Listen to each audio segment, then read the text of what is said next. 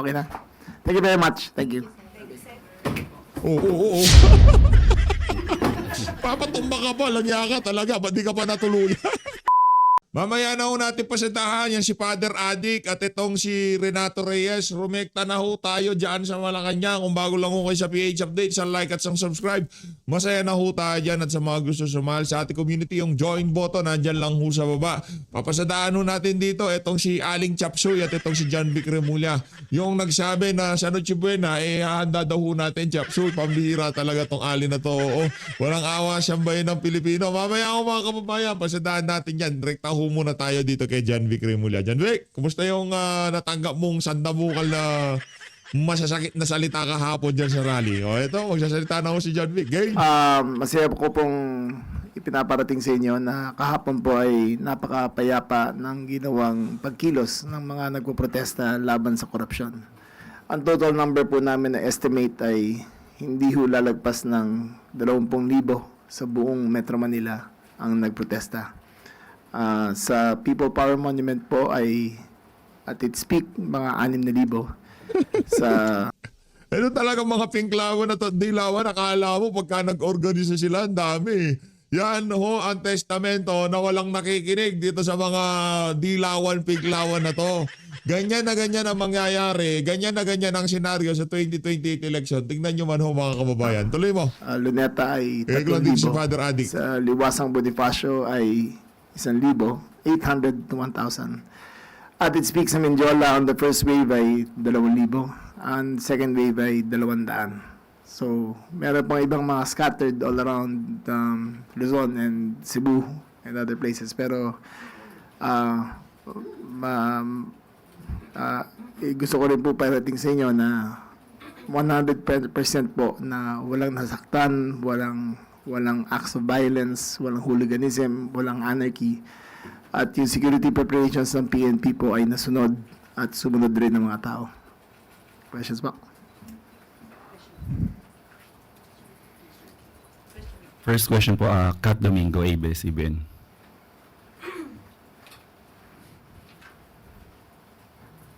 Sir, good afternoon. Sir, yesterday you were heckled while you were monitoring the operations of the PNP in some of the rally points. What was your reaction with regard to the public's seeming dissatisfaction with regard to your service and presence there? Well, you have to distinguish between what you said within the public and the people there. You're talking about the public, you're talking about the entire population of the Philippines. I don't think it is... Yun ang sentimiento, buong Pilipinas. Gusto ka nilang urahin. Gusto ka nilang gigil na gigil sa pagmumukha mo sa bayan ng Pilipino, lalo na yung mga taga Davao. Anak na tawa. as bad as you portrayed it to be. Pagdating po sa mga tao ron, kasama na rin sa trabaho natin yan. Everybody has the right to be heard. Everybody has the freedom of speech is enshrined in our Constitution. So yung ginagawa sa Kaya kahit sabihan ka na para kang gago, kailang no, John Vic? akin noon, pinagmumura ako, halos ano pinagsasabi sa akin, okay lang sa akin yun. As Yan. long as they keep the peace. Hindi, as long as na GILD secretary ka, as long na meron kang pwesto sa gabinete ni Marcos Jr., ganyan ka kapal ang pagmamukhaan yung mga remulya. Karapatan naman na sabihin nila kung ano nararamdaman nila eh. Tama Kung naman. damdamin ko lang iniintindi nyo, baliwala naman sa akin yun. Kasama Sa na sobrang kapal na mukha ko, sabi mo. sa trabaho ko yun. Okay. Kung sa Facebook nga, ano-anong nakukuha kong message doon, pareho na rin sa live na nangyayari yun. Hindi ko na iniintindi yun. Mas importante yung trabaho na ginagawa namin. Yan. Sir, on a slightly different topic, can we get an update with regard to the whereabouts of Zaldico as well as Porac Mayor? Porac Mayor Jaime Capil. Zaldico is believed to be in Europe, suspected to be in Portugal. He is suspected to have a Portuguese passport acquired so many years ago. Anak naman to ako nakakatakbo ng congressman. Ng party list representative, merong banyagang pasaporte, malakwakan. At lahat ng mga congressman, malamang sa malamang, merong ganyan. Ayun lang ang details. Nakiusap kami sa lahat ng mga Pilipino sa buong mundo na kung makita nila si Zaldico, kung pwede nilang picturean, padala kagad, i-post kagad sa internet para may idea tayo kung nasaan siya. Sa ngayon, ang hinala namin ay nasa Portugal siya at doon po siya naninirahan. Pagdating kay Porac Mayor, he is in the Philippines as of immigration records, and dito pa rin siya. There is a warrant of arrest out for him, and he has sent surrender feelers to the PNP. We will know within this week kung mag-surrender siya. Kung hindi, umpisa na namin yung intensive manhunt para sa kanya. Sir, yung kay Zaldico in Portugal, can we confirm if he has a golden visa? And how does the DILG intend to repatriate him to the Philippines, considering that we have no extradition treaty with Portugal? That is something the DFA will have to answer, not the DILG. Interior kami, so it's only within the Philippines. So pagdating sa ganyang bagay, the DFA is the best person to answer. Okay po. Next question, Eden Santos, Net 25. Secretary, good afternoon po. Sa part po ng pagtugis kay former Congressman Zaldico, wala po ba tayong group effort? Pagtugis. Aresto sa kanya dahil meron naman pong warrant of arrest. Ang tugis Wala po in ba English is tayong- hunting ba yun? Ang tugis po. Hunting eh, no? Sige. Po. Wala po ba tayong group effort para mas mapabilis yung pagdakip po sa kanya? Talagang ginamit mo yung group effort, ha? Meron naman. It is Kasi diyan kayo kilala eh. Yung group effort ginawa nyo yung kay Tatay Digong eh. Pero pagka mga magnanakaw, anong group effort? Walang group effort. Ano lang nila yan? Titignan lang nila yan. Saldi ka huwag kang magpapahuli sa kanila. Nanantaw ka, lilitsyonin ka nila. Ngayon kung gusto mong magpahuli, ilabas mo na lahat ng mailalabas mo kaugnay dito sa issue ng mga ma-anomal yung flood control. a whole of government approach to get Zaldico. The DFA, the DALG, the Ombudsman, the DOJ are all working together in order to get a satisfying outcome into the repatriation of Zaldico back to the Philippines. To what those measures are, I cannot speak of yet, but I think when it comes to repatriation, DFA should be the lead. Sila dapat na magsabi kung anong gagawin. So wala pa po yung pag-cancel ng kanyang passport. Meron na, pagkalam ko Wala nang kwenta yung pag-cancel. Meron siyang foreign passport eh. Yung cancel, hindi niya na nga ginagamit. Hindi nga nila matrack kung nasaan siya eh. cancel na yung passport niya. Pagkalam ko lang ha, but you can check again. Pero, again, we believe he's holder of 2 passports eh. Not only a visa, but 2 passports. So, doon yung may complication tayo na konti. Okay, next Napaganda question, ni Saldi. Maris Umali, Napaganda GMA. ni Saldi. Good afternoon, Secretary. You mentioned when you accompany those the first batch of those arrested to the Quezon City Jail when they were jailed there, that in a few weeks the bigger fish will be arrested already. Can we just get an update on that? Will we be able to really capture them in a few weeks' time before the Christmas Christmas comes? Capturing them is not the issue. They're in the Philippines. Mahanap yan. It is the wheels of justice turning. Ang angas yung mahanap yan. Si General Bantag nga din yung makuha-kuha eh. Mahanap yan. Pambira oh. Ang dami yung mga most wanted sa Pilipinas, di nila mahanap-hanap eh. Mahahanap daw. Kanya talaga to si Jeremy. na inihintay natin. Pinaandara na naman ho tayo ng kahambugan niya, no? The Ombudsman will file the necessary cases in his own time. And after that, when they have a warrant of arrest, we will get them. 100% we will get them. Definitely, there will be bigger fish because that is one of the issues that Yes, were raised we will. yesterday in the rally. That parang, in their own words, puro dilis at sapsap lang daw ang mga na-aresto and not the pating at mga balyena. Ngayon, papunta na tayo dun sa pating. Grabe yung yung mga kataga ni Senator Rodan de Marcoleta. Iyan ho talagang ginagamit ngayon itong mga reporter, mga dilis, sap-sap, di ba? Yung mga pating, amo mo yung pating. Kaibigan ng kapatid mo yung pating, bride niya sa paternity, yan si Martin Romualdez, yan yung mga pating at balyena. Pating si Martin Romualdez, balyena, yan si Lisa Araneta Marcos at si Marcos Jr. Yan talaga, sino ba shot caller?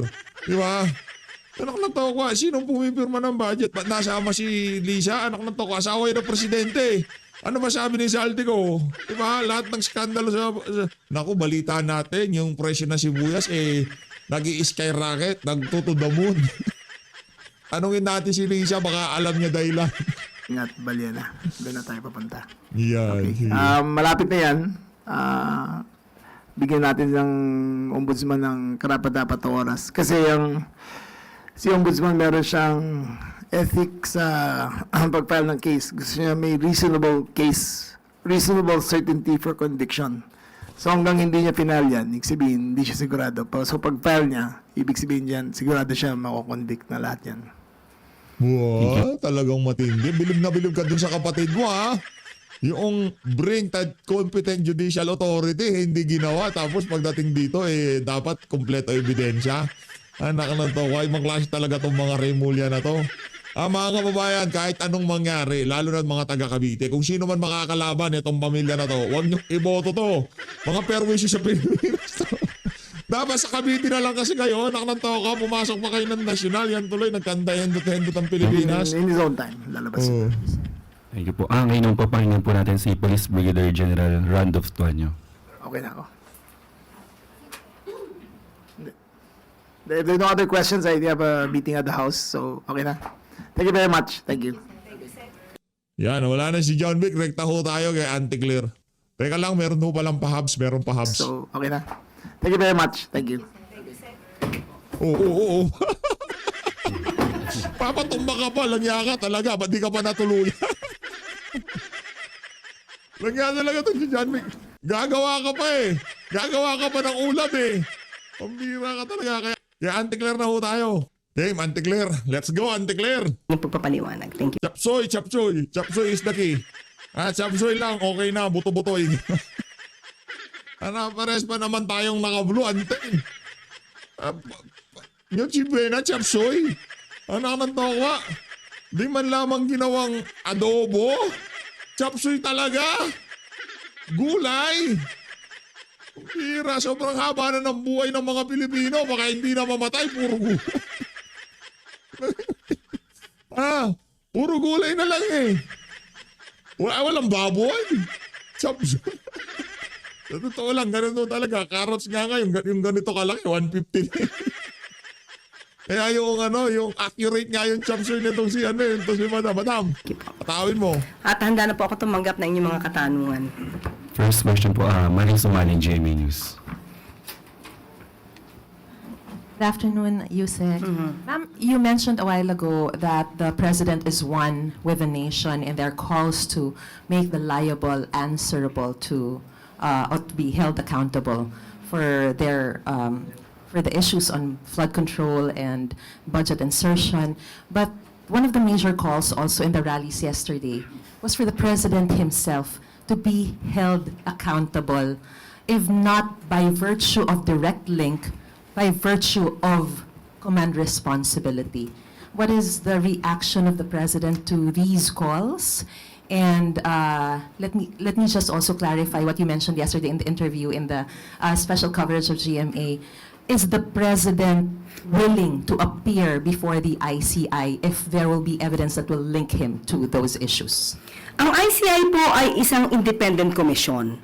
Kung ano po ang maibibigay sa kanilang maliwanag na ebidensya, wala naman pong pagtututol ang Pangulo dyan. Kung sasabihin po natin na command responsibility, siguro magbigay na naman po Command responsibility. Anak ng toko. Command responsibility. Ang sekretary niya tumatawag sa Committee on Appropriation para mag-insert sila ng budget. Command responsibility. Nung dumating, yung gab sa lamesa mo, pinirmahan mo, siraulo ka, tapos command responsibility. sila kung paano nila maililink Loko niyo ang na Pangulo naman patungkol eh. dito. Tandaan po natin, ang Pangulo ang nagpasimula nito. Ayan ang packaging nila eh.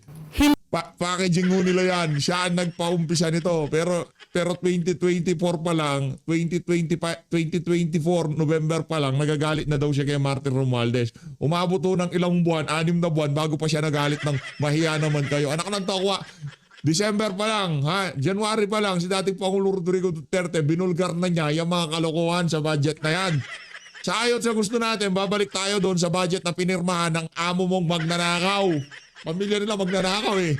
Di ba? Sa ayon sa gusto nyo, kahit na isang tamukal na flood control, papag-usapan natin dito. Babalik at babalik tayo doon sa isiniwala ni dating Pangulong Rodrigo Duterte, but ito si Rodriguez, na napakaraming problema dyan sa 2025 budget. Hindi ang amo mo. Wag mo kaming lokohin dito, Anti-Clear. Talagang mga mapagbalat kayo. Hindi mabubukas ang ating isipan, hindi mabubukas ang ating mga mata, hindi mabubukas ang ating tenga kung hindi mismo si Pangulo Marcos Jr.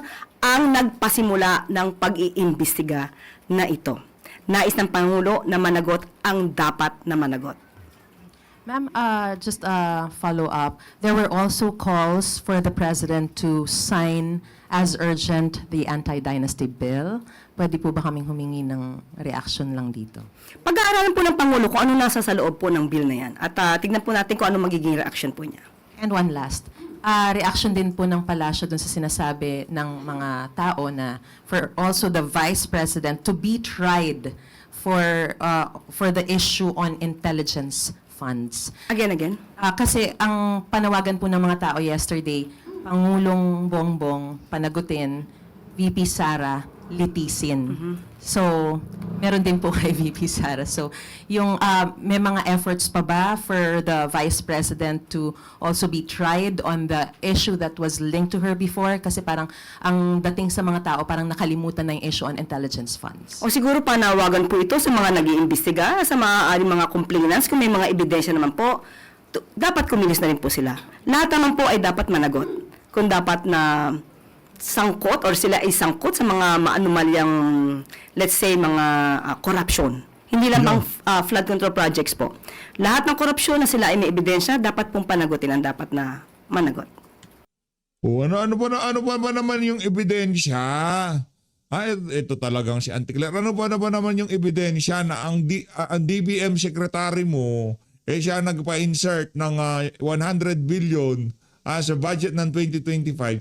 Yung undersecretary mo dyan sa Department of Education, siya naman ang kumukubra ng pera at yung iyong legislative liaison, presidential, ano ba tawag doon? Yung kumbaga ugnayan ng Malacanang at ng House of Representatives, etong si Adrian Bersamin, siya ang nagkukumpirma doon sa mga ipina-insert mo. Ano pa bang ebidensya hinahanap mo? Hindi, wala na hong mangyayari dyan mga kababayan. Tayo dito sa PH Update, tanggap na natin na itong si Marcos Jr. Matatapos niya termino niya. Immune na ang sambayan ng Pilipino sa pagnanakaw ng administrasyon na to. Masakit man hong tanggapin, masakit man hong sabihin na kahit na ano pa bang worse na di umano nag-aalmusal ng marijuana presidente. Meron pa bang magiging worse doon? Meron pa bang magiging worse na yung mismong kapatid ng presidente sinasabi niya adik ang presidente natin? Di umano? Meron pa bang magiging worse doon? Wala na. Yun na ho ang sukdulan ng kasamaan ng presidente na pwede niyang gawin. Wala na. Sukdulan na ho yun mga kababayan. Meron pa ba? Wala na. Ba't nandyan pa si Marcos Jr.? Kasi matatapos niya termino niya. Sa 2028 na ho talaga tayo magkakaalaman dyan. Tanggapin na ho natin katotohanan. Maglabas tayo ng ating saloobin pero nandyan na yan eh. Yun na yun, ika nga. Thank you. Follow-up question, Ivy Reyes, Milenario. Hi, ma'am. Good afternoon. Ma'am, with the calls for the president to step down and be held accountable, not just from the camp of the Dutertes, but from progressive groups as well, there are sentiments that the president is at his weakest right now. Your thoughts on that po? At his weakest? Ito ba bang panahon na to? Na siya po ang nagpa-imbestiga? Hanggang ngayon po, maraming ginagawang aksyon para mapanagot ang dapat na Talagang mag-i-stick ho sila dito sa kanilang pambobola na to. Na talagang siya daw ang nagbulgar na lahat ng kabalbala na to. Napakalaking kasinungalingan niyan, Auntie Claire. Anak ng toka, sa ayot sa gusto niya, sa dami ng mga bagyong darating, hindi niya kailangan ibulgar yan. Mabubulgar at napakasinungaling mo, Auntie Claire. Ano ba yan? Ang gigigil ako sa'yo. Ang gigigil ako sa'yo. Panagot, ang dami na po na napaaresto, marami na po rin na kinasuhan, marami na po na naibalik na pondo. Ito ba yung weakest na masasabi natin? Meron na pong kilala, mga ma-influensyang tao. Auntie Claire, ganito tayo gagawin ng pamahalaan. Yung naratibo nila na basta si Marcos Jr. ang nagbulgar dito, si Marcos Jr. Kahit hindi bulgar ni Marcos Jr., 2024 pa lang, 5,500 flood control, nabulgar na ang mga nakawan dyan sa flood control na yan. Noon pa man, nabulgar na yan. Hindi kailangan ibulgar ni Marcos Jr. Kaya lahat na sinasabi na yun ni Auntie Claire, pawang mga ika nga, ginagawa ho niyang ali na yan, minimerienda ho niya kasinungalingan. Na ngayon ay nakakulong na. Yan pa po ba ang sinasabi natin at his weakest? Madali po kasi sumigaw na bumaba sa pwesto. Pero kung papaano papalakarin at pamumunuan ang gobyernong ito kapag bumaba ang Pangulo, ano kaya ang kanila masasabi? Next question, Luisa Cabato, Inquirer.net. Good afternoon po, Yusek. What are your thoughts po sa sinabi ni Representative Paulo Duterte sa comment niyo last time about sa 500 peso Noche Buena? Sabi niya, kung ganyan din lang ang level ng analysis mo, mas bagay siguro magnotaryo sa recto kaysa mag-lecture sa taong bayan kung sapat ba ang 500 para sa Noche Buena. Actually, nabasa po natin mismo yung kanyang media Magnotaryo release. ka lang sa recto, lang yan. At nabanggit din po niya, maliban po sa kanyang ganyang klase ng pananalita, nabanggit din po niya patungkol sa konsensya. So, siya pa po ba ang magsasalita tungkol sa konsensya? Hindi po ba ang kanyang sariling ama ang umamen na he killed people? Mga naglawan. Talagang kailangan patayin ng lalaban eh. Mga durugista, mga adik, hindi yung mga inosenteng namamatay dahil sa pagnanakaw ng mga amo mo. Ha? Integler? Sino po ba ang may kakilala na hitman at kayang magpa-liquidate? At sino rin po ba ang Parang umamin sinisisa. na hindi gumagalang sa human rights? Now, are we talking about conscience? At patungkol sa sinabi rin po niyang korupsyon, hindi po ba ang sarili niya ring ama ang siyang umamin na siya ay korap? So, sino kaya ang nakinabang? Labas mo yung sinabi ni Tatay Digong na siya ay kurap. Anak ng toko, hindi magiging maunlad ang Davao, hindi mamahalin. Hindi mamahalin ang mga Davaoenyo, ang mga Duterte kung kurakot si Tatay Digong. Ako na ang nagsasabi sa inyo, inaalmusal, minimerienda, inahapunan ng ali na to ang kasinungalingan. Pag ko kayo maniwala sa kanya, maniwala ko kayo kay PH. Sa korupsyong inamin ng sarili niyang ama. Tandaan po natin, ang Pangulo. Ang nais ng Pangulo ay maiangat ang buhay ng bawat Pilipino. O bakit buhay niya lang ang umangat? Ito talagang si Antiklero. O bilinoloko mo naman kami. Ang gusto daw ng Pangulo mapaangat. Mapaangat ang buhay ng bawat isang Pilipino. Hindi naman nangyari yon. Parang ang nangyari, ang buhay lang nila umangat. Sila lang ang dinidelibera ng di umano, mali-malitang pera. Ikaw talaga, Antikler, linoloko mo na naman kami. Nandiyan po ang mga programa ng Pangulo, ang mga kadiwa centers, adiwa ng Pangulo, 20 pesos kada kilo na bigas. Yan. Walang gutom program at Yan. iba pa. So alam natin, hindi lamang sa halaga ng 500 nagwawakas ang gusto ng Pangulo para maiangat ang buhay ng Pilipino. Ang pinag-uusapan lamang po sa 500 ay kung kaya. Kung kaya. Maski na po ang isang eksperto katulad po ni Steve Kua ng Philippine Amalgamated Supermarkets Association Incorporated ay nagsabi rin po at umayon sa DTI. Ang pinag-uusapan po dito ay kung kaya. Iba po ang usapin na dapat mas marangya, mas festive. Anak ng tawa, ano ang tanong, kaya ba talaga 500? Hindi kaya. Anak ng tawa, gusto ko niya bilhin natin yung mga nearly expiry. Yung mga mumurahing ham. Tandaan nyo mga kababayan, ito, alam naman unang lahat ito hindi naman bago to hindi naman ika nga Ang mga Pilipino, mas pinaghahandaan pa ang Noche Buena at Medianoche kaysa sa mga birthday nila. Yan ang pinaka-engrande. Meron pong pa-fireworks yan. Pag nagbe-birthday ba kayo, may pa-fireworks kayo? Wala. Kasi yan ang pinaka-special. Lalo na ang Pilipinas, mga Katoliko, marami Katoliko, di ba? Kaya talagang pinadidiwang ho nila yung Noche Buena na yan. Ngayon, sasabihin mo, mag-chapsuy na lang kayo, bili kayo ng mga nearly expiry, anak ng tawa. Ang konsensya nyo talaga mas manipis pa doon sa mumurahing ham. Ika nga nitong si Kong Pulong Duterte. Ang inyong mga konsensya. Mga walang niya kayo, Antikler. Konting kahihiyan naman, di ho habang buhay, nandiyan kayo. Itong mga video na to, hindi lang ho ngayon ito babalik-balikan ho ito ng mga susunod na henerasyon. Ito ay public records na ito. Lahat ng lalabas na salita sa bunganga nyo, yan ho ay naka-record na. Kaya please ayusin ho natin. Mag-stick lang ho tayo dun sa mga katotohanan. Doon yung mga kabalbalan, mga kabalintunaan, itago nyo na lang ho yan. Kapag pinag-usapan natin ang handaan pamasko, ang pinag-usapan natin dito ay kung kaya. Kaya. Yun lang po ang issue ng DTI at the time dahil ang DTI po, pinagmamalaki po nila na ang mga manufacturers ay nakausap nila. Ang manufacturers ng mga basic needs, basic commodities, na huwag magtaas ng presyo hanggang katapusan ng December. Yun lamang po ang gusto ring ipagmalaki ng DTI at ito po ay isinagawa ng DTI para sa taong bayan. Sana hindi po nila ma-miss yung pinaka-essence kung bakit sinasabi po ng DTI nakakayanin Nag-briefing na sila, nag-usap-usap ng mga gag na paano nila i-handle itong backlash na to na ginawa nung isa pang di natin malaman kung adik o kung anong nasa utak nung nung isa sa mga sekretary nitong si Marcos Jr.